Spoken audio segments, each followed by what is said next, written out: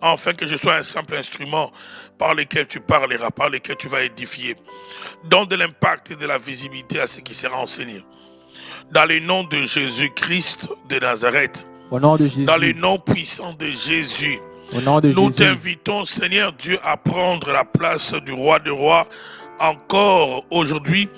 Prends la place du souverain, prends la place de celui qui dicte, de celui qui contrôle tout, de celui qui accomplit pleinement sa volonté. Seigneur, prends ta place dans ce programme pour la bénédiction de ton peuple. Dans le nom puissant de Jésus-Christ de Nazareth, nous neutralisons l'envoûtement, nous neutralisons la distraction, nous neutralisons tout ce qui n'est pas de toi, Père. Nous neutralisons même dans les familles, dans les foyers, dans les appartements, partout où je suis suivi en ce moment, dans des maisons, Seigneur. Tout ce qui est du diable, tout ce qui est dispositif des mondes des ténèbres, afin de déranger ces temps, afin d'empêcher une âme à ne pas écouter ta parole, afin d'éloigner, Seigneur, ton peuple de toi. Nous neutralisons cela dans le nom de Jésus-Christ de Nazareth. Au nom puissant de Jésus-Christ de Nazareth. Au nom de Jésus. Ta parole nous dit, Seigneur, dans le livre de Nombre 23, que l'enchantement ne peut rien contre Jacob, ni la divination contre Israël.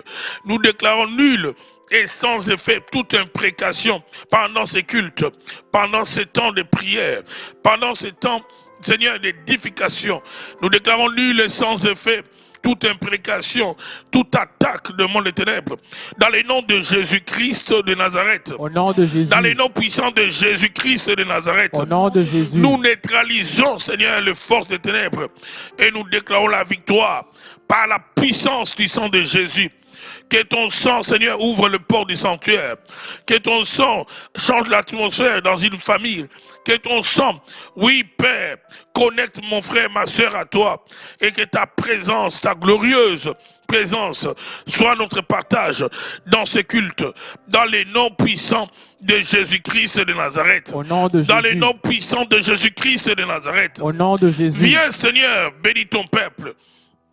Viens, Seigneur, fais du bien à ton peuple. Viens, Seigneur Jésus. Viens dans ces programmes. Viens dans ces programmes, Seigneur. Nous t'invitons, Seigneur, aujourd'hui, dans cette rencontre spéciale. Nous t'invitons, Seigneur, dans ces cultes spéciales. Viens, Jésus. Viens, Jésus. Viens bénir ton peuple, viens guérir les malades, viens relever, Seigneur, ceux qui sont affaiblis. Viens, Seigneur, fortifier ma soeur. Viens, Seigneur Jésus, délivrer les familles, car tu as payé les prix pour la rédemption, pour la délivrance de ton peuple. Que la puissance du sang de Jésus soit, Seigneur, répandue sur les familles, avec ta miséricorde et ta faveur puisse planer sur tous ceux qui sont connectés et ceux qui le seront tout au long de ce programme, dans les noms puissants de Jésus-Christ et de Nazareth. Oh, que le ciel reste ouvert, Seigneur. Nous voulons, Seigneur, mon Dieu, palper ta grandeur. Nous voulons, Seigneur, dans ce culte, te voir à l'œuvre. Oh Dieu, viens agir. Dans la vie de ma soeur, viens agir. Dans la vie de mon frère, viens agir, Seigneur. Viens glorifier ton nom, Seigneur. Prends toute la place. C'est toi que nous voulons écouter, Seigneur. C'est toi que ton peuple veut écouter. Prends toute la place, Seigneur, dans ce programme. Dans les noms puissants de Jésus-Christ de Nazareth. Au nom de Jésus. Nous avons ainsi prié. Shalom, bien-aimés dans le Seigneur. Shalom, shalom. Frères et sœurs, que le nom du Seigneur soit béni. Lui qui nous fait grâce encore aujourd'hui de nous retrouver ensemble dans ce programme spécial. Dans ces cultes, le Seigneur va nous bénir. Le Seigneur va répandre sa gloire comme nous l'avons demandé dans la prière, dans votre vie. Peu importe l'état dans lequel tu es, c'est possible la restauration à chaque fois que nous entrons en contact avec Dieu. Lorsque l'humain entre en contact avec le divin, l'humain ne restera pas le même. Il y a une transformation qui va s'opérer. C'est pourquoi l'apôtre Paul déclare même dans les épîtres que lorsque on le verra tel qu'il est, on deviendra comme lui. Le fait seulement de voir Christ, le fait d'entrer en contact visuel avec lui, il y aura une transformation qui va s'opérer en nous. C'est pourquoi nous allons les ressembler, simplement en regardant, en les voyant. Et c'est pourquoi je déclare encore aujourd'hui dans cette rencontre que la visitation divine soit le partage de tous ceux qui sont connectés et de ceux qui seront connectés tout au long de ce programme dans les noms puissants de Jésus-Christ de Nazareth. Au nom de Jésus. Donc partageons s'il vous plaît la vidéo, restez connectés dans ce programme, c'est le programme que le Seigneur a établi pour votre édification. Oh, il y a un bon message que le Seigneur m'a donné aujourd'hui pour votre édification. Dans ce culte, il y a un puissant message qu'il ne te laissera pas au même niveau. Donc ceux qui aiment la parole, ceux qui comprennent que tout nous est donné par la parole, prenez de quoi écrire. Ensemble, nous allons partager la parole du Seigneur. Donc nous faisons une chose, nous restons connectés. En même temps, nous partageons la vidéo. Question de donner plus de visibilité, n'est-ce pas, à ce programme. Aimez la vidéo, partagez la vidéo si vous pouvez. Prendre votre cellulaire, appelez votre ami, appelez une connaissance, appelez ceux qui aiment aussi la parole comme vous à nous rejoindre afin que le Seigneur puisse aussi leur faire du bien. Nous allons commencer avec ce psaume de David, le psaume de fils de Corée, j'allais dire, le psaume 42. Nous allons déclarer d'abord le psaume. J'aime bien commencer avec un psaume comme notre dessert. À l'entretemps, nous continuons à nous connecter. Connectez-vous s'il vous plaît.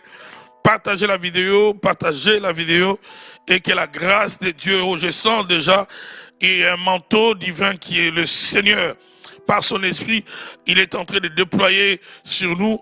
Dieu va nous faire du bien, et que la révélation soit le partage de tous ceux qui sont connectés, que vous puissiez comprendre la parole de Dieu aujourd'hui, que le Seigneur puisse ouvrir vos yeux spirituels, vos sens spirituels dans les noms puissants de Jésus-Christ de Nazareth. Au nom de Jésus. Dans les noms de Jésus-Christ de Nazareth. Au nom de Jésus. Le Seigneur va faire du bien à plusieurs personnes dans ces cultes. Le Seigneur va toucher plusieurs personnes, que tu sois malade, que tu puisses souffrir des oreilles, parce que pendant le moment où je suis en train de parler, et le Seigneur va toucher ceux qui ont des problèmes d'oreilles, ceux qui ont des problèmes d'audition. Le Seigneur va toucher tous ceux qui ont des problèmes de santé, des problèmes, on devait opérer, je ne sais pas moi, des problèmes intestinaux, et on devait opérer. Le Seigneur va te toucher dans ces programmes. Et je n'ajourne pas cela, je ne dis pas demain, je ne dis pas dans une semaine. Je suis en train déjà de déclarer que la puissance du Saint-Esprit t'a repéré, mon frère. Toi qui as des problèmes d'audition, la puissance du Saint-Esprit t'a repéré, ma soeur.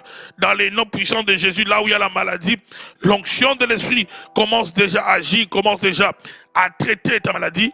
C'est pour cela, reste connecté dans ce programme, parce que d'ici la fin, la guérison sera totale pour la seule gloire du nom de Jésus-Christ de Nazareth.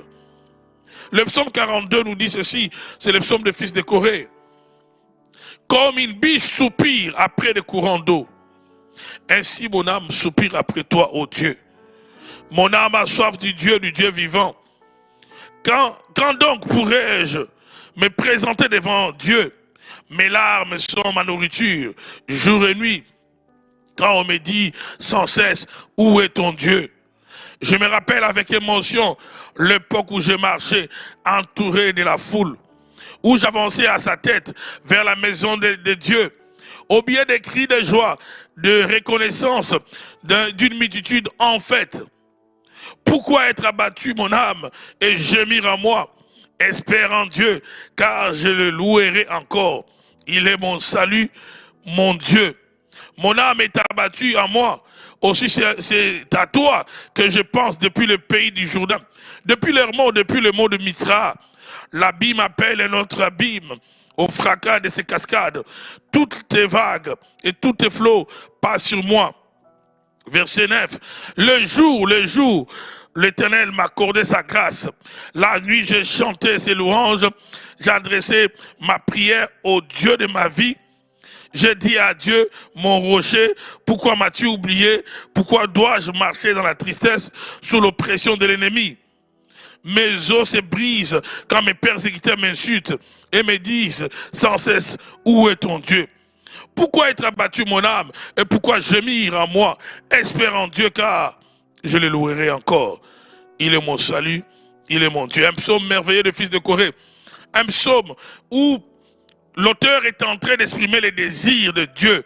Pas n'importe quel Dieu. Il dit, mon âme soupire comme une biche qui soupire après des courants d'eau. Mon âme soupire après toi, Dieu. Et il précise au verset suivant, il dit, mon âme a soif de Dieu.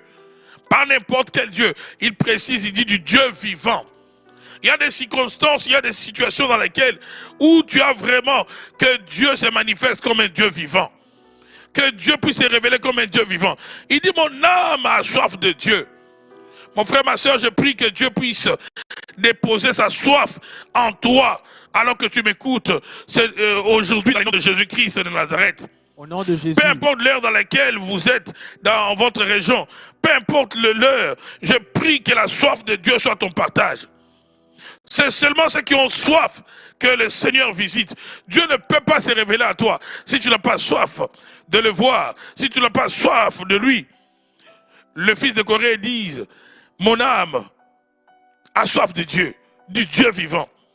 Et il dit, il va dire dans la suite de ce texte, que mes larmes sont ma nourriture jour et nuit. Car on me dit sans cesse, où est ton Dieu? Ça veut dire qu'il y a des gens qui te défient. Il y a des gens qui sont en train de questionner ton Dieu. Oh, dans ces programmes, je déclare que tous ceux qui questionnent ton Dieu, tous ceux qui disent que ton Dieu n'est pas un vrai Dieu, tous ceux qui disent, voilà, tu pries, ça fait longtemps, ta situation n'a toujours pas changé, ta situation de santé ne change pas, ta situation relationnelle ne change pas. Je déclare à partir de maintenant la manifestation de Dieu dans ta vie, que le Dieu Tout-Puissant, celui que tu sers avec fidélité, à partir de ce culte, qu'il commence à manifester ses œuvres, afin d'attester réellement qu'il est là avec toi, afin d'attester qu'il est ton Dieu, afin d'attester que tes œuvres que tu les rends. Oui, il est au courant de cela. Que Dieu te fasse du bien dans ce programme, dans le nom de Jésus-Christ de Nazareth. Au nom de Jésus. Je dirais même mieux qu'il dresse une table en face de ceux qui questionnent sa présence auprès de toi. Que Dieu dresse une table. Quand je dis que Dieu dresse une table, qu'il te visite, qu'il te bénisse, que tes ennemis soient témoins de la bénédiction de Dieu. Que ceux qui se moquent de toi, ceux qui se moquent de ta relation avec Dieu, soient témoins de la grandeur et de la manifestation de la bénédiction de Dieu dans ta vie, dans le nom de Jésus-Christ de Nazareth. Au nom de Jésus. Toujours dans ces psaumes. Continuons s'il vous plaît de nous connecter et de partager la vidéo. Nous sommes en train de déguster notre dessert avant de passer à notre message. Le Corée dit ceci. Il dit, je me rappelle avec émotion l'époque où je marchais entouré de la foule, où j'avançais à sa tête vers la maison de Dieu. Il se rappelle l'époque où il allait à l'église, au temple, l'époque où tout allait bien dans sa vie, l'époque où il n'y avait pas l'adversité. Je suis en train de dire à quelqu'un, dans la vie, il y a des périodes, il y a des saisons. Il y a des saisons où tu as la facilité, oui, d'aller à l'église. Il y a des saisons, regardez même actuellement avec cette pandémie, nous sommes dans une saison où c'est interdit à cause de la pandémie de se réunir. Les saisons ne se ressemblent pas. Et quelqu'un qui a la sagesse des saisons, c'est quelqu'un qui a l'intelligence des saisons comme le fils d'Issachar. C'est quelqu'un qui sait faire bon usage des saisons. Quand Dieu te donne l'opportunité de prier, prie. Quand Dieu te donne l'opportunité dans cette saison de jeûner, parce que la santé elle est bonne, parce que tu as le temps, maximise. Parce qu'il y a des saisons qui viendront, où les choses ne seront pas si faciles qu'aujourd'hui. Il continue dans ce psaume, il dit au verset 6, « Pourquoi être abattu mon âme et gémir à moi, espère en Dieu, car je le louerai encore, il est mon salut et mon Dieu. » L'auteur se parle à lui-même. Vous savez, il y a des situations dans lesquelles où tu dois te fortifier toi-même, où la source d'encouragement ne viendra pas d'ailleurs, où tu dois t'auto-encourager. Il est dans la dépression, il est sous la pression, il est abattu, découragé à cause de moqueries, à cause de tout ce qui dit sans cesse où est son Dieu, où est son Dieu. Mais lui, il se tourne vers lui-même, il commence à parler à son âme. Il y a des situations où il faut parler à ton âme. L'âme, le domaine des sentiments, le domaine des émotions. Souvent l'âme est affectée. Quand rien ne marche, quand on se moque de nous, l'âme est affectée. Alors il parle à son âme, il dit, pourquoi être abattu mon âme et gémir à moi? Espère en Dieu. Il puise en lui le courage de s'auto-encourager. Oh, que Dieu te donne cette faculté, que Dieu te donne cette grâce. Même quand tu es abattu, que tu sois capable de t'auto-encourager, de t'encourager toi-même, de relever la tête, de parler à ton âme, de te parler toi-même, de te prêcher toi-même, de t'exhorter toi-même. Que tu sois toi-même ton propre prédicateur, que tu sois toi-même ton mentor, que tu t'encourages toi-même. Il y a des situations où tu ne dois pas laisser la pression de la vie, où tu ne dois pas laisser la pression des événements qui, on dirait, ne tournent pas à ta faveur, t'étouffer. Encourage-toi toi-même. Charobosa, Debeka Rabasso. Partagez la vidéo pendant que nous sommes en train de continuer de prendre notre dessert de ces psaumes. Il dit, mon âme est abattue en moi. C'est à toi que je pense depuis le pays de Jourdain, depuis l'Hermon. depuis le mot de Misra. Il dit, c'est à toi que je pense. Pendant que je suis sous l'oppression, mes pensées n'est pas sur un homme, mes pensées n'est pas sur une femme. Je dirige mes regards vers l'Éternel. Au verset 9, il dit, le jour où l'Éternel m'a accordé sa grâce, il y a toujours un jour où la grâce de Dieu descendra dans ta vie. Et je déclare dans ce culte spécial que la grâce de Dieu vienne dans ta vie dans le nom de Jésus-Christ de Nazareth. Au nom de Jésus. Que la grâce de Dieu te localise, ma soeur. Toi qui es longtemps, où tu as cru que Dieu t'a oublié. Toi qui as cru que le ciel t'a oublié. Oh, que cette journée soit ton jour où la grâce de Dieu te sera accordée dans le nom de Jésus-Christ de Nazareth. Au nom de Jésus. Dans la version Louis II, il dit pratiquement la même chose. Le jour où l'Éternel m'a accordé sa grâce. La nuit, j'ai chanté ses louanges. J'ai adressé une prière au Dieu de ma vie. Que Dieu t'accorde sa grâce. Que la grâce de Dieu vienne dans ta vie. Amen. Que la grâce de Dieu te sorte de l'oppression. Que la grâce de Dieu te sorte de la dépression. Amen. Que la grâce de Dieu commence à changer cette saison de combat à une saison de repos. Amen. Je suis en train de prier que cette année 2021 soit une année où Dieu va t'introduire dans le repos. Où la grâce de Dieu va t'accorder le repos. Amen. Où la grâce de Dieu va enlever tous ces combats. Le combat à gauche, le combat à droite. Amen. Le combat devant ou en arrière, amen, où tous ces combats prendront fin grâce à la faveur de Dieu qui est sur toi, amen, grâce à la miséricorde de Dieu qui est sur toi, amen, que Dieu t'introduise dans une saison de repos, amen, parce que notre Dieu est aussi un Dieu de repos, non pas parce qu'il se fatigue, mais parce que dans sa nature, lorsqu'il a tout accompli au commencement, Dieu s'est reposé. C'est pour dire qu'il a prévu les repos pour ses enfants, c'est pour dire qu'il a prévu une période, une saison où tu dois aussi te reposer. Que Dieu t'accorde le repos, mon frère. Que Dieu t'accorde le repos, ma soeur. Peut-être les 5 dernières années, c'était des années où tu faisais que courir, où que tu faisais que te battre, où il y avait tellement de tensions, où il y avait tellement de problèmes. Que Dieu t'accorde le repos. Que Dieu t'accorde le repos. Et j'aime une expression de la Bible où il est dit que Dieu accordait à son peuple le repos de tous côtés. Ça veut dire le repos dans les domaines visibles, le repos dans les domaines physiques, le repos sur le plan financier, le repos sur le plan relationnel, le repos avec toi-même. Que Dieu t'introduise dans cette saison de repos, dans le nom de Jésus-Christ de Nazareth. Au nom de Jésus. Que la grâce de Dieu t'introduise dans une saison de repos. Oh bien-aimé Seigneur, partagez la vidéo pendant que nous disons ces choses. Nous étions en train de faire notre petite méditation. Souvent je commence avec un psaume, afin de permettre que ceux qui nous rejoignent puissent entrer déjà dans le diapason de ce culte. Que Dieu t'introduise dans une saison de repos. Le jour où l'Éternel m'accorda sa grâce. Que la grâce de Dieu localise toute famille, tout homme, toute femme qui s'est connecté à ce culte dans les noms de Jésus-Christ de Nazareth, dans les noms puissants de Jésus. Oh, que Dieu te sorte de la dépression, que le Seigneur vous sorte de la dépression, que le Seigneur vous sorte de toute situation difficile, que la saison de votre vie change dans les noms puissants de Jésus-Christ de Nazareth. Au nom de Jésus. Nous avons un Dieu formidable, nous continuons à partager la vidéo massivement, s'il vous plaît, à rester connecté à ces programmes. Et le Seigneur, dans ce culte, il va continuer à nous faire du bien. Je vais prendre le temps à la fin de prier une fois de plus pour tous ceux qui ont des problèmes, pour tous ceux qui ont besoin de voir la main du Seigneur dans leur vie. Nous le ferons d'ici la fin. Et tout au long de l'enseignement, je prie que l'onction de Dieu, que le Saint-Esprit continue à travailler dans ta vie, mon frère, ma soeur. Le message que nous voulons partager s'intitule l'encadrement et la préparation pour ton succès. Nous parlerons de l'encadrement et la préparation qui te garantit ton succès, qui te garantit ta réussite. Déjà, à partir de ce titre, mon message est très clair.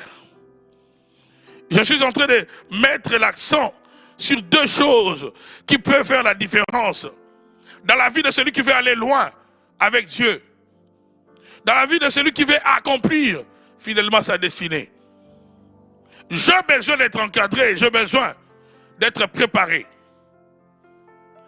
J'ai besoin d'être préparé afin d'affronter avec succès les défis qui se présenteront devant moi. Dans les livres, nous allons commencer par là, de Jean 5, verset 19. Jean 5, verset 19. C'est le Seigneur Jésus qui parle, Jean 5, verset 19. Jésus reprit la parole et leur dit, en vérité, je vous l'ai dit, le Fils ne peut rien faire de lui-même. Il ne fait que ce qu'il voit faire au Père. Et tout ce que le Père fait, le Fils aussi le fait pareillement. Ce n'est pas le texte que je voulais. On va revenir sur ce texte. Lisons plutôt Luc 6, verset 40. On va revenir sur celui-ci tout au long de cet enseignement.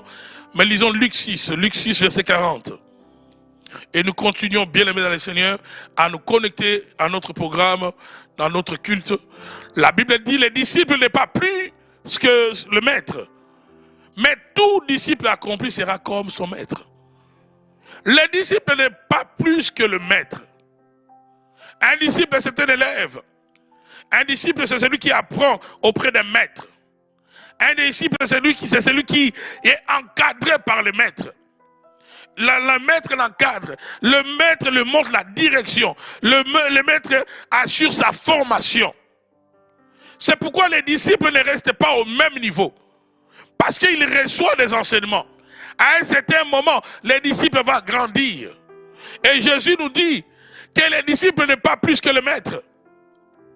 Même s'il a un maître, c'est pourquoi on l'appelle disciple. Mais tout disciple accompli, ça veut dire tout disciple qui est préparé, tout disciple qui est formé, sera comme son maître. Ça veut dire que l'encadrement et la préparation fait des disciples un futur maître. L'encadrement et la préparation ne te laissent pas au même niveau. Une des causes des échecs aujourd'hui dans plusieurs domaines de la vie, c'est qu'il y a des gens qui aspirent à des choses, qui aspirent au ministère, il veut devenir pasteur, il veut devenir prophète, il veut devenir comptable, il veut devenir juriste, mais qui refusent l'encadrement, qui refusent la préparation. Or, l'encadrement et la préparation sont indispensables pour le progrès, pour le succès de celui qui veut aller loin dans les domaines de sa vocation. Partagez la vidéo pendant que nous disons ces choses, parce qu'il y a plusieurs personnes qui doivent écouter ces vérités de la parole. L'encadrement et la préparation sont indispensables. L'encadrement et la préparation sont indispensables. Tu ne peux pas aller plus loin dans ta destinée. La volonté de l'accomplir, c'est à quoi tu es appelé, ne suffit pas pour l'accomplir. Ton zèle, le zèle est une bonne chose, mais tu peux avoir le zèle dans un domaine dans lequel tu es appelé. Si tu n'es pas encadré, si tu n'es pas préparé, il y a des événements qui arriveront. Malgré ta bonne volonté, tu vas échouer. Et tu ne peux pas aller au-delà dans ton appel, dans ta vocation. Tu ne peux pas aller au-delà des choses que tu ne maîtrises pas.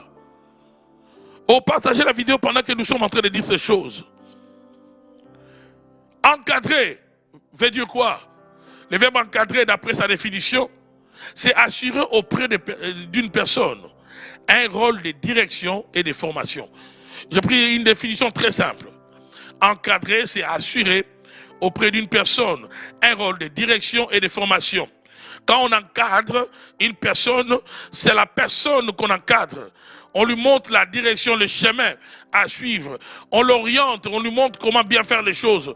Tu veux devenir comptable, tu veux devenir juriste, tu veux, je ne sais pas moi, devenir médecin. On t'encadre par des formateurs. On te montre comment traiter les malades. On te montre comment te comporter. On te montre comment parler. On te montre comment communiquer. On te montre comment ce métier exige que tu te comportes. C'est montrer la direction. C'est assurer la formation. Former veut aussi dire équiper, donner à quelqu'un un équipement qu'il n'avait pas, une connaissance qu'il n'avait pas. Tu ne peux pas réussir si tu n'as pas l'encadrement. La volonté d'agir, la volonté de bien faire les choses ne suffisent pas. Et le verbe préparer, c'est donner à quelqu'un un certain soin, la prêter, le munir de tout ce dont il aura besoin pour quelque chose. Voilà. Préparer, c'est donner à quelqu'un un certain soin, la prêter, le munir de tout ce dont il aura besoin pour quelque chose. Donc on sait que dans ton voyage, ton voyage prendra 3 jours. On te prépare. Alors que tu vas voyager en voiture, je donne juste un exemple. On ne peut pas pour toi des sandwichs, on ne peut pas pour toi du jus. On sait que sur la route, tu prendras des moments de repos, des moments de stop pour essayer de te ressourcer, pour essayer de manger. Alors il faut qu'il y ait la nourriture, il faut qu'il y ait des breuvages. On t'équipe afin que tout au long de ton parcours, que tu puisses avoir tout ce qui sera nécessaire. Préparer, c'est munir de tout ce dont quelqu'un aura besoin.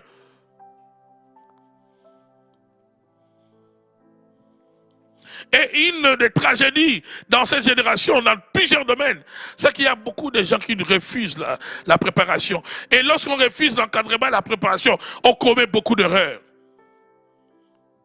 Lorsqu'on veut opérer comme de Melchisedec, Melchisedec, c'est ce sacrificateur de Salem qui est apparu à Abraham. La Bible dit il n'a ni commencement ni fin. Il n'a pas de père, il n'a pas de mère. Il était roi, il était sacrificateur. Mais il y a beaucoup au fait, beaucoup même dans le ministère, beaucoup même parmi les enfants de Dieu, aujourd'hui qui opèrent comme le Melchisedec.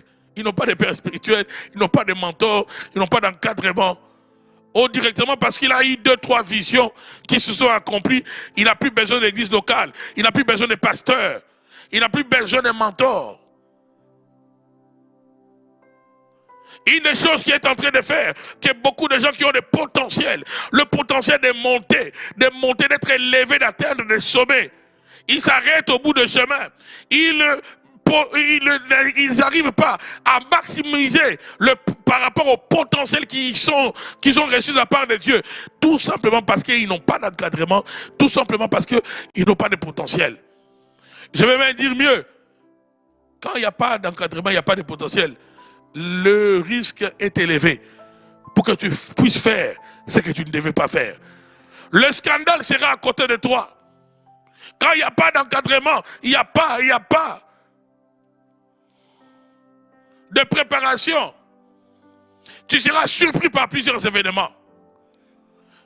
Quelqu'un qui n'est pas préparé, c'est quelqu'un qui va apprendre par l'expérience. Il doit d'abord commettre les erreurs. Des fois des erreurs irréversibles. Tu vas commettre des erreurs, tu vas tuer, un peu comme Moïse avait tué l'Égyptien, parce que tu n'es pas préparé. Oh, là où tu es, mon frère, ma soeur, j'aimerais que tu dises cela au Seigneur. Tu peux même taper cela dans les claverdage. Dis Seigneur, encadre-moi. Seigneur, prépare-moi. Donne-moi un encadreur spirituel. Oui, Seigneur, qui va me préparer pour la réussite, pour la percée, pour l'accomplissement de ma destinée. Dans le nom de Jésus-Christ de Nazareth. Au nom de Jésus. Que Dieu puisse te mettre auprès de quelqu'un, auprès de qui tu vas apprendre des choses. Quelqu'un qui a sûrement connaît plus que toi. Quelqu'un qui sûrement est déjà passé par le chemin où toi tu veux passer. L'encadrement et la préparation sont indispensables pour tout celui qui veut marcher dans l'excellence. Tu ne peux pas marcher dans l'excellence si tu n'es pas encadré, si tu n'es pas préparé. Pourquoi? Parce que l'absence de l'encadrement, l'absence de la préparation te fera avancer par essai et erreur. Tu vas commencer à tâtonner. Beaucoup de gens tâtonnent. Pourquoi? On ne les a pas préparés. Ils se lancent dans un domaine, même s'il est appelé à ça. Mais est-ce qu'on t'a encadré? Est-ce qu'on t'a préparé? Est-ce qu'on t'a dit comment faire les entretiens? Là, tu commences à être consulté parce que tu as donné quelques prophéties aux gens. Parce que tu as prié pour quelqu'un au téléphone, les démons se sont manifestés. Est-ce qu'on t'a dit comment tu peux commencer à prendre soin de ces gens de cas? Comment tu peux te protéger toi-même quand tu pries pour les autres? Est-ce qu'on t'a appris ces choses? C'est pour cela que nous avons dans le cimetière. Le cimetière est rempli de beaucoup de gens qui avaient la simple volonté, qui pensaient qu'il suffisait d'être appelé, il suffisait d'avoir la vocation dans un domaine. Pour personne dans le domaine, la vocation, l'appel ne suffit pas. Le potentiel ne suffit pas. Il faut l'encadrement, il faut la préparation. Et ceux qui refusent l'encadrement et la préparation, souvent ce sont des rebelles et Dieu ne fait pas route avec les rebelles. Ceux qui refusent l'encadrement et la préparation, souvent, ce sont les orgueilleux. Et Dieu résiste aux orgueilleux. Il ne fait pas route avec les orgueilleux. Partage la vidéo pendant que nous disons ces choses. Même Jésus-Christ, le Fils de Dieu, il se réfère au Père. D'ailleurs, nous l'avons lu dans Jean 5, verset 19. Il dit que tout ce qu'il fait, c'est ce qu'il a vu faire le Père. Dans le livre de Jean, il a répété cela sous plusieurs formes. Il dit, je ne fais rien de moi-même, je ne fais rien de moi-même. Il souligne la dépendance au Père. Jean 5, verset 19. Jésus reprit donc la parole et leur dit, en vérité, je vous l'ai dit, le Fils ne peut rien faire de lui-même. Il ne fait que ce qu'il voit faire au Père. Et tout ce que le Père fait, le Fils aussi le fait pareillement. Pourquoi? Parce qu'il est préparé. Il a un modèle. Il agit selon un modèle, selon une référence. Oh, que Dieu t'ouvre les yeux, mon frère, ma soeur. C'est aujourd'hui, dans ce culte, que Dieu t'ouvre les yeux sur l'importance de l'encadrement, sur l'importance de la formation. Je vois dans mon pays beaucoup de ministères qui commencent. Des hommes qui ont des dons. Oui, on peut commencer avec un don. Don de guérison, beaucoup de gens vont venir. Don de prophétie, beaucoup de gens vont venir.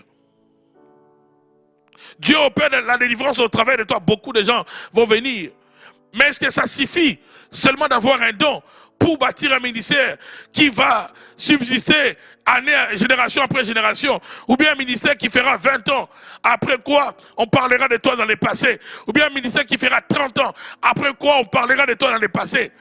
La plupart des ministères qui demeurent, même après ceux qui ont commencé ces ministères, ce sont des ministères où les conducteurs ont reçu une formation, un encadrement. Ils savent que l'œuvre ne se limite pas seulement à eux. Ils savent qu'ils ne sont pas devenus des messies. Ils travaillent non pas seulement pour eux, ils travaillent aussi pour laisser la relève et tout cela. Ça s'apprend, mon frère. Ça s'apprend, ma soeur. J'ai besoin de l'encadrement. J'ai besoin d'être préparé. La préparation évite les tâtonnements. La préparation évite les dégâts. La préparation évite les scandales. La préparation évite toutes ces choses. La préparation t'évite toutes ces choses. Quand tu es préparé, la préparation t'évite les scandales. La préparation t'évite que tu avances par ces erreurs. Notez ceci, que tout chrétien reçoit du Seigneur le potentiel d'une destinée glorieuse. Tout chrétien reçoit de la part de Dieu le potentiel d'une destinée glorieuse. Mais notre Dieu prépare souvent ce qu'il appelle et qu'il a destiné à la gloire. Tu reçois de la part de Dieu le potentiel d'une glorieuse destinée. Mais Dieu prépare toujours. Dieu prépare toujours. Il prépare ce qu'il appelle à vivre une destinée glorieuse. La préparation nous donne toute la connaissance ou encore la connaissance est nécessaire dans l'accomplissement de notre destinée. La préparation et l'encadrement nous donnent la connaissance nécessaire pour l'accomplissement de notre destinée.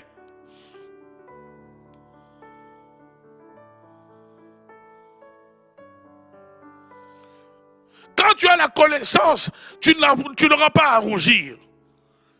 Oh, un médecin à qui on amène un malade qui doit opérer n'a pas besoin de rougir. Parce qu'il sait par où commencer. Mais j'ai vu sous d'autres cieux, dans mon pays, il y a quelques années, nous avons perdu une sœur de mon quartier. Pourquoi? Parce que lors de l'opération, on a oublié un ciseau dans le ventre. Et je me suis posé la question à l'époque, mais comment quelqu'un qui opère peut-il oublier les ciseaux dans le ventre de quelqu'un? J'ai lu il y a quelques années un malade, toujours de l'autre côté, qui est mort. Parce que l'infirmière a confondu le produit. Il a pris le formol qu'on injecte aux morts. Il a injecté à ces malades. Que Dieu nous épargne de telles situations. Que Dieu nous épargne de tels médecins, de tels docteurs, de telles personnes soignantes qui ne sont pas préparées. Et quand tu n'es pas préparé, tu deviens un danger pour les autres. Regardez les deux cas que j'ai donnés. Quelqu'un qui va t'injecter du formol, alors que toi tu as besoin d'autre chose, d'un autre produit. Quelqu'un qui peut oublier, qui peut couper là où il ne doit pas couper. Parce qu'il essaye. C'est dans son corps que lui il est en train d'essayer. On l'appelle chirurgien, mais il n'avait jamais vu le ventre de quelqu'un ouvert. Donc il commence à essayer avec toi.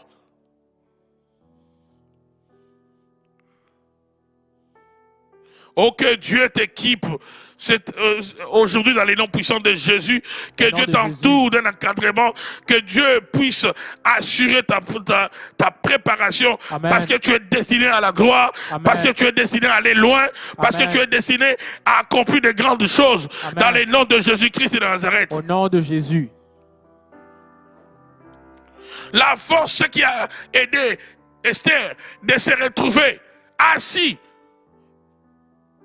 sur le trône, dans un pays étranger, dans un pays qui n'était pas son pays d'origine. Esther est arrivée au sommet. Esther était assise auprès du roi, comme la femme du roi, comme la reine si vous voulez. C'est grâce à qui?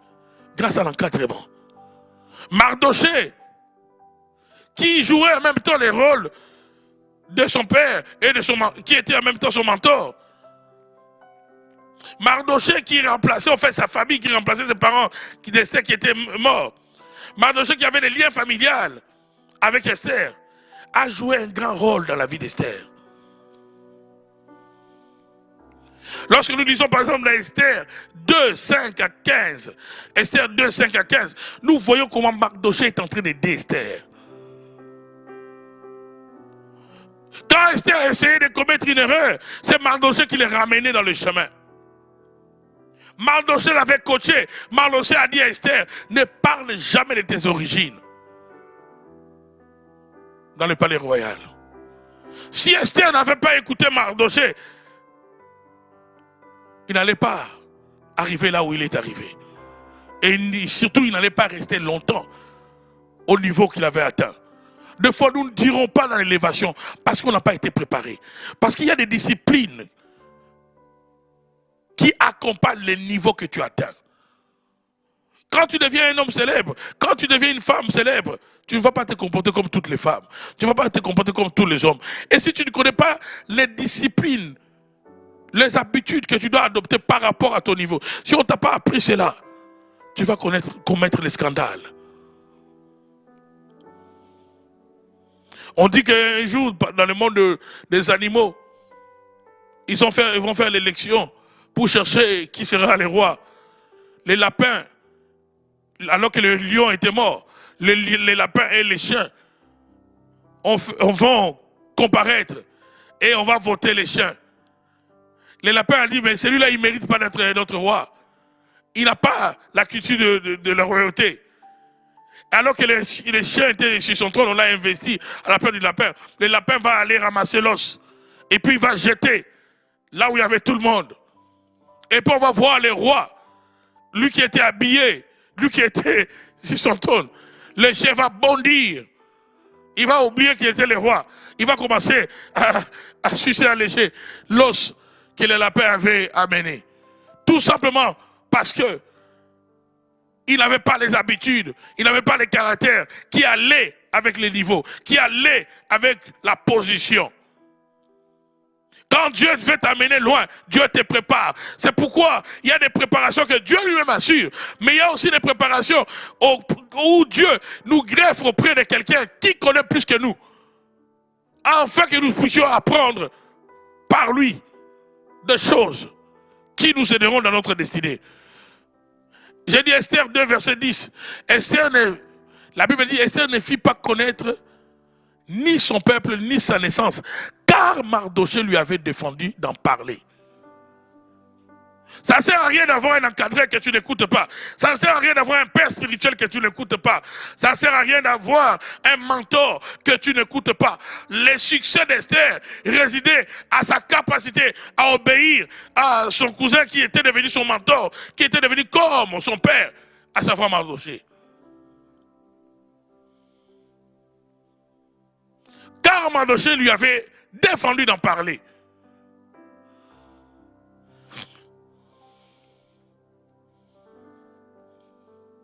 Dans Esther 10, verset 3.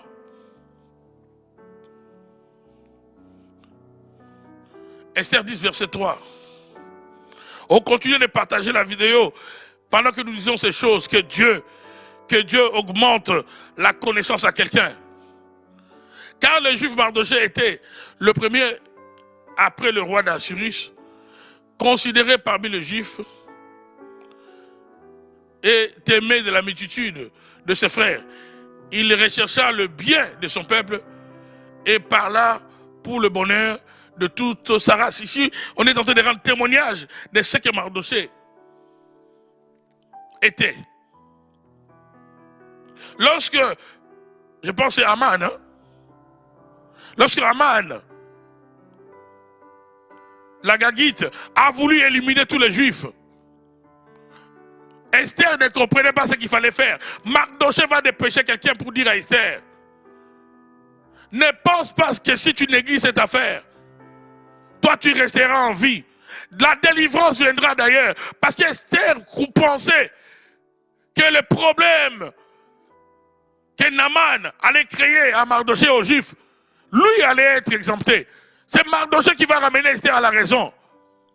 Mardoché va dire à Esther, peut-être même tu es arrivé à la royauté au sommet pour que tu puisses intervenir dans ces situations qui se présentent. Mais si tu ne le fais pas, la délivrance viendra d'ailleurs. Mais toi et ta famille, vous allez mourir. Mardoché savait comment élever les tons quand il fallait élever les tons. C'est ça les rôles d'un mentor. C'est ça les rôles d'un coach, d'un père spirituel. Mardoché a ramené Esther à la raison. C'est alors qu'Esther va prendre la résolution de demander à Mardoché, au peuple, de jeûner. Mais c'est Mardoché qui l'a amené à prendre conscience de la situation. Parce qu'Esther, au départ, elle n'avait pas vu les dangers venir. Que Dieu place autour de toi des hommes de la race de Mardoché qui peuvent t'aider à prendre conscience là où il y a des dangers, là où toi tu ne vois rien. Mardoché peut voir. Le succès d'Esther, la délivrance du peuple d'Israël, c'est grâce à la sagesse de Mardoché, d'un homme qui était comme un mentor, qui était comme un père pour Esther, qui était comme un encadreur, qui était comme un coach. Que Dieu puisse t'aider à avoir un encadreur, que Dieu puisse t'aider à être préparé, parce que tu ne peux pas monter ni te maintenir dans l'élévation sans un encadrement, sans un encadreur. Amen. Sotoka Rabasa. Shime Robosa. Partagez la vidéo pendant que je dis ces choses. Partagez la vidéo, partagez la vidéo. Deuxième exemple, c'est celui de Moïse. Quand Dieu veut t'amener loin, oh, quand Dieu veut te faire de toi un grand libérateur, quand Dieu veut te faire de toi, je dirais même, une source de bénédiction pour plusieurs, oh, le Seigneur va te préparer. Dieu va t'amener dans son laboratoire, Dieu doit te préparer. Dieu va te placer auprès d'un grand, Dieu va te placer auprès d'un mentor, auprès d'un père, de quelqu'un qui va t'aider. C'est pourquoi la vie, il faut avoir l'humilité. Quelqu'un qui n'a pas l'humilité, quelqu'un qui connaît, qui pense tout connaître, c'est quelqu'un qui n'ira pas loin. Des fois, même quand tu connais, reste humble. La répétition, dit-on, c'est la mère de la science. Même si ce qu'on te dit, tu connais, reste humble, écoute. Écoute. Moïse était conscient qu'il serait le libérateur d'Israël. Moïse le savait qu'il serait le libérateur d'Israël. Partagez la vidéo dans ce culte pendant que je dis ces choses. Partagez s'il vous plaît la vidéo. Moïse était conscient. La Bible dit d'ailleurs qu'il avait déjà compris ses origines. Pourquoi? Parce que la maman de Moïse elle-même, c'est elle qui a élevé Moïse, même dans la maison du Pharaon. C'est pourquoi ce jour-là, dans le livre de l'Exode 2, lorsque cet Égyptien frappait l'Hébreu, Moïse est allé prendre position pour l'Hébreu. Moïse a tué l'Égyptien. Mais comme il n'était pas préparé, il a voulu commencer déjà à agir comme un juge, à agir, j'allais dire, comme un libérateur. Il va commencer, parce qu'il savait que je ne suis pas n'importe qui. J'ai la vocation d'un libérateur. J'ai l'appel d'un libérateur. Je suis la porte du salut pour Israël. Mais Moïse, tu n'es pas encore encadré. Oui, tu as l'appel. Oui, tu as le potentiel. Mais Moïse, on ne t'a pas encore formé.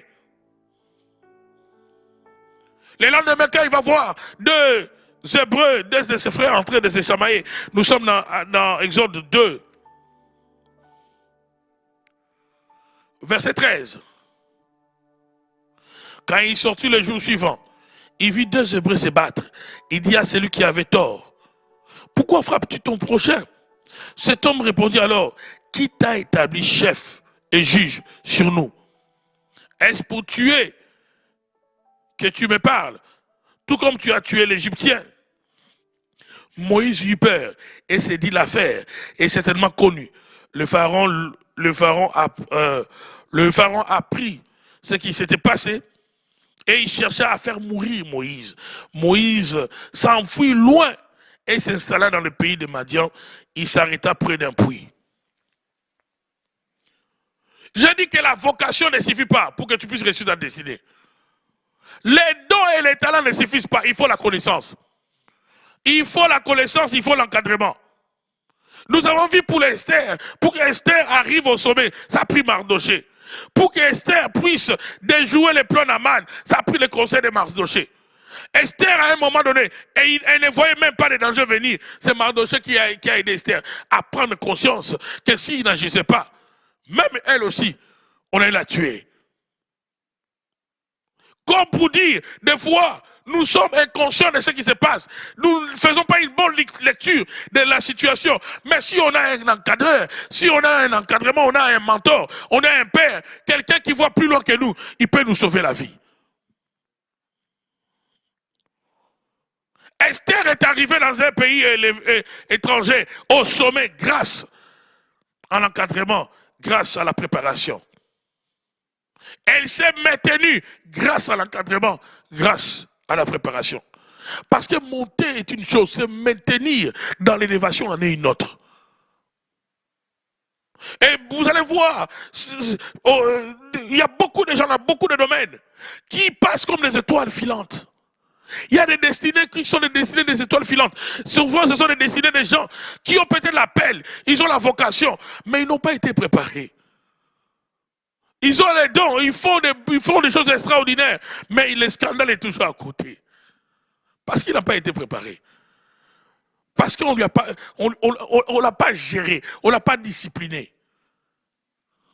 Il y a un des fils de David qui, lorsque David est devenu vieux, qui a pris, qui s'est autoproclamé roi. La Bible dit que de toute sa vie, j'oublie le nom de ce garçon, la Bible dit de toute la vie de ce garçon, David ne l'avait jamais repris. David n'a pas joué le rôle de père.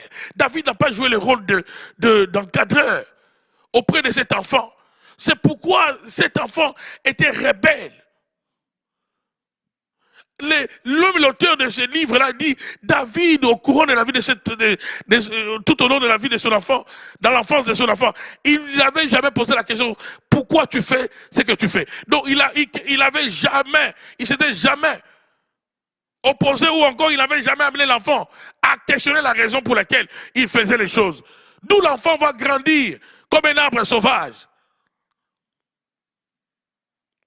Si on peut me trouver ce texte-là, ce serait bien. David avait vieilli, mais David n'avait pas assuré l'encadrement, la préparation de son fils. Et quand on n'assure pas l'encadrement, quand on n'assure pas la préparation d'un fils, on aura des rebelles. On aura des fils rebelles. On aura des fils qui vont commencer à défier leur père. Dès toute la vie de cet enfant, David ne lui avait jamais questionné, n'avait jamais joué le rôle d'un père.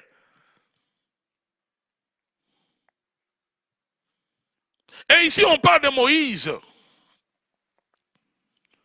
Moïse, qui savait qu'il est le libérateur d'Israël. Mais est-ce que c'est suffisant, Moïse? Parce que tu as la révélation de ce à quoi Dieu t'appelle. Non, tu peux avoir la révélation que tu seras un grand homme, que tu seras même le président de présidents. Mais avant de devenir le président de présidents, tu as besoin d'être préparé, tu as besoin d'être encadré.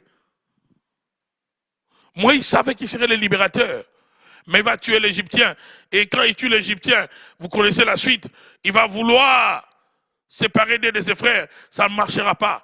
L'un d'eux va lui révéler que le secret de la mort de l'Égyptien était connu. Moïse va fuir. Qu'est-ce que Dieu va faire? Dieu va éloigner Moïse de l'Égypte qui devait être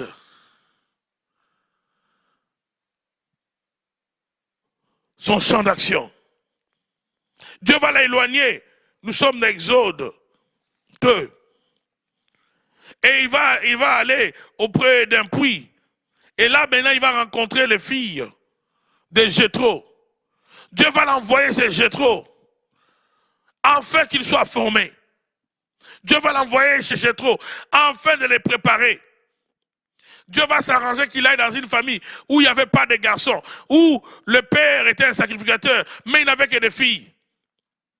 Comme ça, Moïse prendra la charge d'aller chercher l'eau. Moïse prendra la charge d'aller paître les brebis.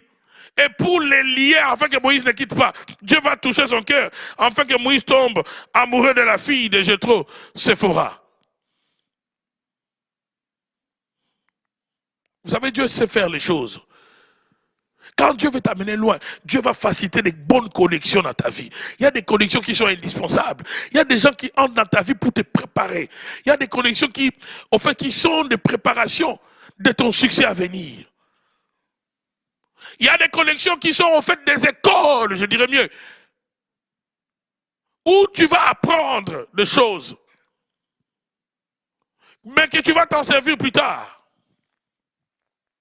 Moïse va se retrouver dans la maison de Jéthro, un homme posé avec sa famille.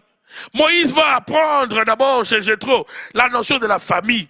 La notion de la famille. La notion de la famille. Dieu voulait que Moïse apprenne la notion de la famille. Dieu voulait que Moïse apprenne la leçon sur le leadership. Comment il était celui qui devait sortir, aller au désert. Il devait rencontrer au désert tout ce qu'il y avait comme danger, comme scorpion, comme serpent. Moïse devait goûter le désert avant tout le monde. 40 années plus tôt, Dieu l'amène au désert parce que 40 années plus tard, ça sera à lui maintenant de conduire le peuple au désert. Tu ne peux pas amener les gens dans un terrain que toi-même tu n'as pas encore expérimenté. Dieu l'a amené d'abord à vivre d'abord la chaleur du désert chez Jéthro. Jéthro était plus qu'une école. La maison de Jéthro a façonné Moïse. Moïse va apprendre beaucoup de choses dans la maison de Jéthro. D'ailleurs, à un moment donné, s'il aura la vie sauve, le jour où Dieu est venu pour tuer Moïse, parce que son enfant n'était pas circoncis. Heureusement, il n'avait pas pris n'importe quelle femme. Il avait pris la fille d'un sacrificateur qui connaissait le loi de l'Éternel. C'est sa femme qui avait la révélation, qui avait compris que si Dieu veut tuer tuer Moïse, c'est parce que notre fils n'est pas circoncis. Séphora va aller circoncire l'enfant et il va jeter la peau de la circoncision au pied de Moïse pour dire que Dieu m'a donné un mari décent. Et c'est comme ça que Dieu a arrêté. Moïse a failli mourir, mais grâce à Séphora. La maison de Jéthro a donné beaucoup à Moïse. Même plus tard, quand Jéthro va visiter Moïse, alors que Moïse était devenu le grand chef d'Israël, Moïse parlait avec Dieu. Moïse parlait avec Dieu. Mais Dieu n'avait jamais appris à Moïse comment répartir les responsabilités des leaders, des dirigeants, des petits chefs aux grands chefs. À lui seul, Moïse, à lui seul, il jugeait les peuples. Donc imaginez-vous 5 millions de personnes qui ont des problèmes, ils viennent le matin. Donc Moïse, il passait son temps à juger tous les problèmes. Même les querelles des femmes, Moïse. Oh non, il y a les boutons de l'autre qui a été mangé chez les voisins, Moïse. Oh, il y a eu un cas d'infidélité, Moïse. Quand son beau-père l'a visité, il est allé voir Moïse dans Exode 18. À partir du verset 13e, on peut commencer par là. Jéthro s'est rendu compte qu'il y a quelque chose qui tourne pas rond. Oui, il a le libérateur. Oui, il parle avec Dieu. Il y a des choses que Dieu ne te dira pas. Il y a des choses, il faut un mentor, il faut un père, il faut un aîné. Il y a quelqu'un qui connaît plus que toi, qui doit te l'apprendre. Et si tu n'es pas humble, tu passeras à côté. Tu vas mourir vite. Imaginez comment Moïse pouvait-il vivre longtemps. Si chaque jour, il tranchait les problèmes du peuple de cette manière-là, sans organisation, allait-il vivre longtemps? Non. Pourquoi Dieu ne lui a pas révélé cela? Parce qu'il y a des choses que Dieu a déjà données aux hommes. Il y a des connaissances qui ne... Oh là là. Il y a des choses qui sont plus au ciel, que Dieu a déjà déposées sur la terre. Il faut que toi tu entres en contact avec la personne qui détient l'information pour que tu sois formé, pour que tu sois préparé. Ça, là au ciel, Dieu l'a déjà fait descendre sur la terre. Dieu l'a déjà donné sur la terre à un homme, à une femme. C'est à toi d'avoir l'humilité afin que tu apprennes. Le lendemain, Moïse s'assit pour juger le peuple. Exode 18, verset 13. Nous continuons à partager la vidéo, à aimer la vidéo. Si tu es béni, continue à partager, à aimer la vidéo. Le lendemain, Moïse s'assit pour juger le peuple. Et le peuple s'éteint devant lui, depuis le matin jusqu'au soir. Depuis le matin jusqu'au soir. Le beau-père de Moïse vit tout ce qu'il faisait pour le peuple. Et il dit, que fais-tu là avec ce peuple? Pourquoi sièges-tu seul? Et tout le peuple se tient-il devant toi? Depuis le matin jusqu'au soir. Regardez. Donc Moïse était en train d'aller vers la mort. Mais ma question est encore de savoir pourquoi Dieu ne lui a pas parlé. Dieu ne parle pas pour parler. Il y a des choses que Dieu, je répète encore, a déjà communiqué à des gens qui sont autour de toi. Même si tu parles avec Dieu, même si tu reçois des révélations, même si à chaque fois que tu secoues ta tête, il y a des révélations qui tombent comme de pluie. Reste humble. Il y a des choses qu'on doit apprendre. J'aime l'humilité de Moïse. Parce que si c'était moi, si c'était peut-être toi, on allait questionner Jéthro. Quand moi je monte à Horeb, là, toi tu es avec moi. Jéthro, c'est à toi que Dieu a donné les tables. Est-ce que ton visage a déjà brillé comme mon visage? Si nous étions à la place de Moïse, oh les expériences avec Dieu, nous allons nous pousser à avoir la grosse tête. Mais Moïse était humble. La Bible dit qu'il était le plus humble à cette époque de tous les humains. Oh, que Dieu nous donne l'humilité. L'humilité, c'est une des qualités de la grandeur. L'humilité, c'est, en fait, d'après même son sens étymologique, l'humilité rime avec la fertilité. Quelqu'un qui est humble, c'est quelqu'un qui est fertile, c'est quelqu'un qui peut apprendre. C'est comme une terre fertile dans laquelle on peut s'aimer quelque chose. Ça va pousser. Ça va pousser. Quelqu'un qui est humble, il a une terre fertile dans laquelle on peut tout semer, ça poussera. Oh, partagez la vidéo pendant que je suis en train de dire ces choses, mes frères et sœurs. Pourquoi beaucoup d'entre nous finissent mal? Parce qu'ils ne veulent pas l'encadrement. Ils ne veulent pas la discipline. Ils ne veulent pas avoir un père spirituel. Ils ne veulent pas avoir un pasteur. Ils ne veulent pas avoir un mentor. Ils ne veulent pas être préparés. Oh, je me suffis à moi-même. Ça, ce n'est pas le langage de la Bible. Ça, ce n'est pas le langage. Trouve cela peut-être dans un autre livre, mais pas dans la Bible. Jésus-Christ, le Fils de Dieu, lui-même, il témoigne sa dépendance au Père. Tu dois être dépendant de quelqu'un, mon frère. C'est un principe du royaume. Il dit, tout ce que je fais, je ne le fais pas de moi-même. Tout ce que je fais, c'est je fais exactement ce que je veux faire le Père.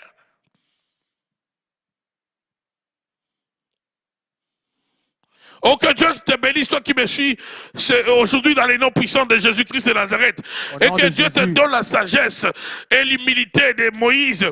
Que Dieu puisse te donner l'humilité. Que tu sois humble lorsqu'on te parle. Que tu acceptes la correction. Que tu acceptes la remarque. Afin de t'améliorer. Afin d'apprendre et d'avancer.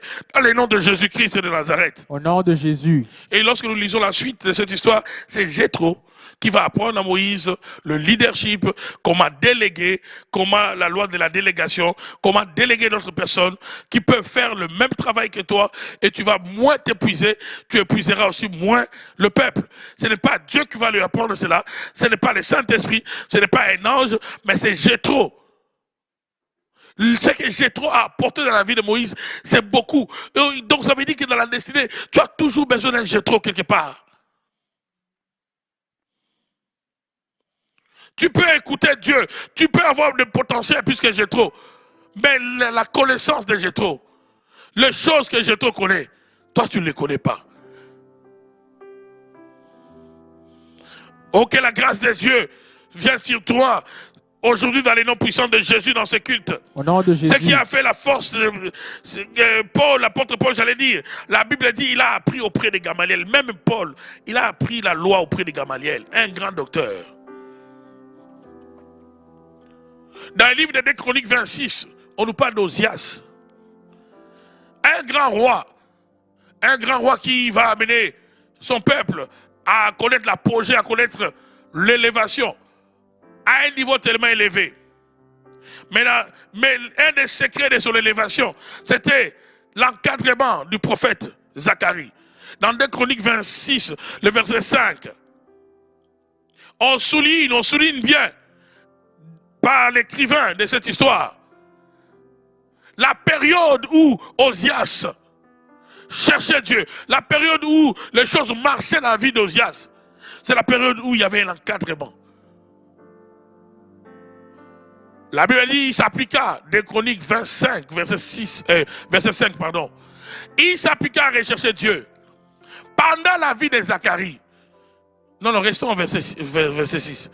Il s'appliqua à rechercher Dieu pendant la vie de Zacharie, qui avait l'intelligence de vision et de vision de Dieu. Et dans les temps où il rechercha l'Éternel, Dieu le fit prospérer.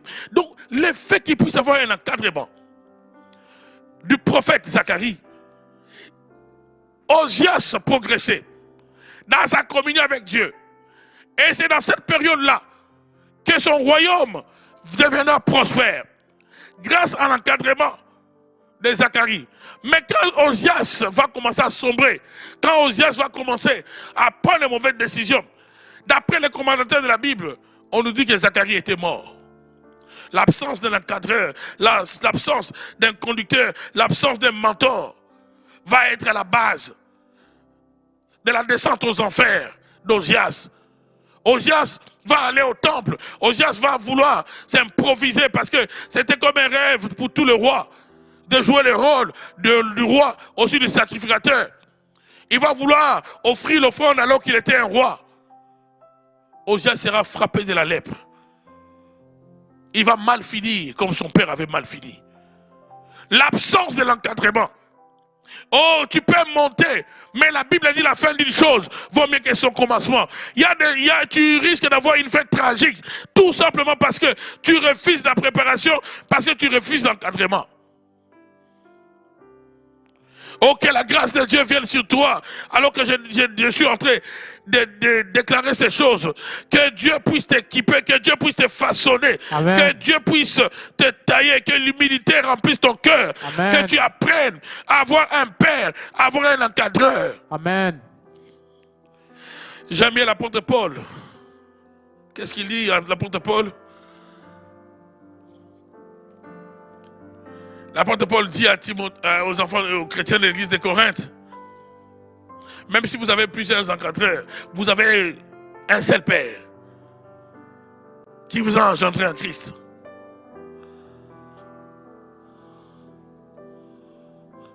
Je pense à 1 Corinthiens 4,15.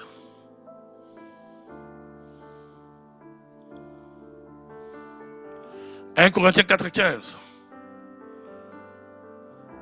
Car quand vous auriez 10 000 maîtres en Christ, vous n'avez cependant pas plusieurs pères, puisque c'est moi qui vous ai engendré en Jésus-Christ par l'évangile. Car quand vous aurez 10 000 maîtres, et c'est important d'avoir 10 000 maîtres, non. Vous n'avez cependant pas plusieurs pères, puisque c'est moi Paul, qui vous ai engendré en Jésus-Christ par l'évangile. Et une des choses qui explique la tragédie dans le milieu chrétien aujourd'hui, et surtout dans cette période où nous tous, on est dans les réseaux sociaux, tout le monde devient le père de tout le monde. Il y en a qui ont des pères spirituels, mais qui connaissent même plus que leur père là. Tout simplement parce que la personne avait secoué la tête. Il avait fait un mouvement et directement on a cru que parce qu'il a secoué la tête, il a un peu appuyé plus les yeux. Alors ça veut dire c'est mon père. On a des daddies à gauche, des daddies. Vous avez écouté daddy, ceci, daddy, cela. Des fois même tu parles avec des daddies en question, ils ne parlent même pas ta langue. Ils parlent anglais, toi tu parles français. Il va te coacher comment? Complexe. Complexe. On commence à choisir des pères spirituels, des mentors par des émotions. On sait que lui ne pourra jamais me dire non. Oh non, parce qu'il est célèbre. Non. Moïse est allé dans la maison de Jéthro. Jéthro n'était pas célèbre. Mais ce que Jéthro a appris à Moïse était indispensable pour le progrès de Moïse. Ce que Mardoché a appris à Esther était indispensable pour la survie et pour la montée d'Esther. On ne choisit pas des mentors par émotion. Oh non, parce que je l'ai vu vraiment, lui. Quand il ferme les yeux, quand il ouvre un seul œil, là, c'est fini. Donc, tout ce qui est dans ta vie, lui peut tout voir. Mais est-ce qu'il est aussi bon pour te conseiller? Est-ce qu'il est aussi bon pour te dire non quand il faut te dire non? Est-ce qu'il est aussi bon pour te dire que tu es sur une mauvaise route, mon fils? Tu es sur une mauvaise route, ma fille? Est-ce qu'il peut se poser à toi comme Mardoché s'est opposé à Esther? Lorsque Esther ne comprenait pas les dangers que couraient les Juifs, Mardoché a élevé le ton. Il a dit, dites-la, si elle ne fait rien, elle périra avec sa famille. Mais la délivrance d'Israël viendra d'ailleurs. Tu as besoin de quelqu'un qui te parle sans complaisance. Tu as besoin de quelqu'un qui te parle, qui t'encourage, oui, mais qui te corrige aussi. Oh, que la grâce de Dieu vienne sur toi, toi qui me suis aujourd'hui. Que la grâce de Dieu et la sagesse divine viennent dans ta vie, dans ce culte spécial. Que Dieu te donne la sagesse dans les noms de Jésus-Christ de Nazareth. Que Dieu te sauve de ces désordres que nous voyons. Je vis un couple et ils ont au moins 15 pasteurs, 15 prophètes. Ça m'a étonné. Ça m'a étonné. Ça m'a étonné. Le pasteur ou le prophète pour le déjeuner. On consiste sur qu'est-ce qu'on doit manger, est-ce qu'on doit sortir. Un jour, deux de leurs prophètes leur ont donné le message. Ça les a compliqués. Là, ils sont venus. Pasteur fidèle, est-ce qu'on peut t'avouer une chose? À part toi, on a aussi d'autres prophètes qu'on nous consulte. Mais écoutez, celui-là qu'on appelle en Asie nous a dit ceci. Mais celui de l'Afrique nous a dit autre chose sur le même sujet. Il a dit, vous voyez maintenant, vous avez deux messages qui se contredisent. Le chrétien et le croyant ne veulent pas écouter la parole, rester stable auprès d'un père. On cherche le spectaculaire. On cherche les célèbres. Ce n'est pas une question d'être célèbre. C'est une question d'avoir un mentor, d'avoir un père, d'avoir un conducteur, d'avoir quelqu'un qui te connaît, qui te suit. Amen. Que Dieu te bénisse, toi qui as suivi ce message. Amen. Dans ce culte spécial. Je prie que ton progrès soit manifeste, que Dieu, oui, puisse t'aider à monter, à Amen. avancer, à Amen. atteindre l'élévation. Amen. Dans les noms de Jésus-Christ de Nazareth. Au nom de Jésus. Oh, que le progrès soit ton partage, que Dieu te prépare, que le Seigneur te façonne, que le Seigneur te fasse monter. Amen. Dans les noms puissants de Jésus-Christ de Nazareth. Au nom de Jésus. Que le Seigneur t'accorde le succès. Amen. Je répète que le Seigneur t'accorde le succès. Amen. Je répète encore que le Seigneur t'amène plus loin. Amen. Grâce à la formation, grâce à l'encadrement spirituel. Que Dieu te donne un cœur humble. Amen. Je parle d'un cœur humble, un cœur fertile, un cœur capable d'accepter la correction, Amen. un cœur capable d'accepter la contradiction, un cœur capable d'accepter qu'on te dise non. Que Dieu te donne un tel cœur. Oh, vous êtes bénis aujourd'hui. Que tous ceux qui sont malades reçoivent la guérison. Dans les noms puissants de Jésus-Christ de Nazareth. Au nom de Jésus. Dans les noms de Jésus. Au nom de Au Jésus. début de ce message, le Seigneur me parlait des gens qui ont des problèmes d'audition, qu'il était déjà en train de guérir au début. Je viens de confesser ta guérison. Tu n'as qu'à faire des expériences avec ceux qui sont autour de toi. Essaie de vérifier tes oreilles. Je confesse la guérison de tous ceux qui ont des problèmes intestinaux. Amen. Je confesse la guérison de tous ceux qui ont des problèmes de fibromes, de myomes. Je confesse la guérison, la guérison. Je confesse la guérison de tous ceux qui ont des problèmes de cancer, Amen. de sida, de Covid. Amen. Sois guéri, mon frère. Sois guéri, ma soeur. Amen. Que la guérison soit ton partage. Amen. Je confesse la guérison. Amen. Je confesse encore mieux la longévité dans ta vie. Amen. Dans le nom de Jésus-Christ de Nazareth. Au nom de Jésus. Regardez au bas de l'écran, là où on a écrit abonnez-vous. Allez-y, cliquez sur abonnez-vous. Vous avez été bénis. Alors abonnez-vous massivement. Invitez vos amis, vos familles à le faire également.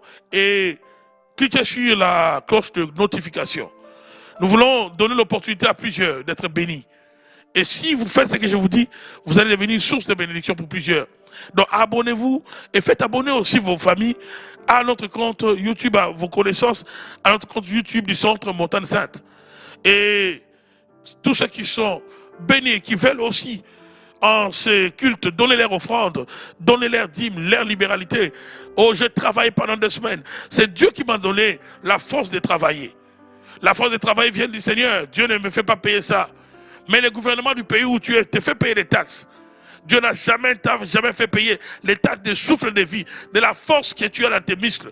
Parce que la Bible dit en Dieu, nous avons la vie, l'être et le mouvement. Si tes membres du corps peuvent bouger, c'est grâce à Dieu. C'est pas parce que forcément, tu es athlétique ou encore parce que tu t'exerces. Il y en a qui s'exerçaient, mais un bon matin, ils ont voulu se lever. C'était l'AVC. Donc le Dieu qui assure ta vie, le Dieu qui te donne la force de te lever, c'est le Dieu qui te protège. Il mérite ta reconnaissance, ton offrande, ta dîme, ta libéralité. Était dans des reconnaissances à ce Dieu qui me donne l'opportunité chaque matin de me lever, de sortir et de revenir sans incident, sans accident. Que Dieu bénisse vos mains, que la grâce de Dieu vous arrose dans le nom de Jésus-Christ de Nazareth. Au nom de Jésus. Regardez sur votre écran, on vous indique comment vous pouvez faire parvenir vos dons, vos libéralités, vos dîmes, vos offrandes. Je bénis tous les membres du Centre Montagne Sainte.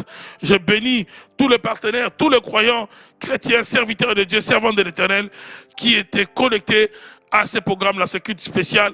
Que le Seigneur vous bénisse pour vos prières, que le Seigneur vous bénisse pour votre humilité, que le Seigneur vous fasse du bien. Donc nous allons continuer durant la semaine avec le temps de prière, avec le temps de déclaration prophétique et surtout avec le temps de l'écoute de la parole, nos formations.